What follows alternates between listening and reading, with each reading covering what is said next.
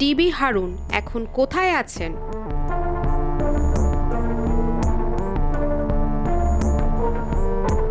তিনি ছিলেন দেশের সবচেয়ে আলোচিত গোয়েন্দা কর্মকর্তা মোহাম্মদ হারুনর রশিদ, যাকে সবাই চেনেন ডিবি হারুন নামে।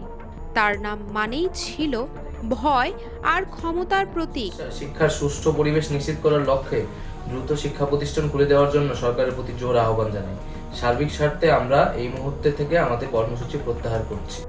কিন্তু তিনি আজ কোথায়, কি করছেন এবং কেন তাকে দেশ ছাড়তে হয়েছে?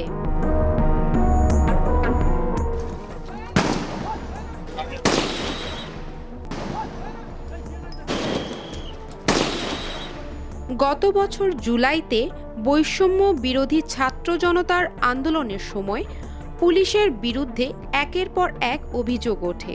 ছাত্র জনতার বিরুদ্ধে যে ষড়যন্ত্র করা হয়েছে তার মূলে ছিলেন ডিবি হারুন নিজেই। জনতার চাপের মুখে বহিষ্কার করা হয় তাকে। এর কিছুদিন পরই জানা যায় তিনি গোপনে দেশ ছাড়েন।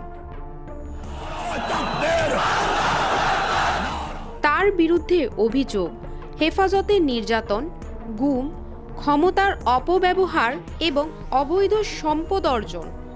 আদালত তার নামে থাকা 5টি ভবন, 2টি ফ্ল্যাট ও 33 একর জমি জব্দের নির্দেশ দেয়। তদন্তে উঠে আসে তার স্ত্রী যুক্তরাষ্ট্রের নাগরিক এবং সেখানেই তিনি বর্তমানে অবস্থান করছেন বলে জানা যায়।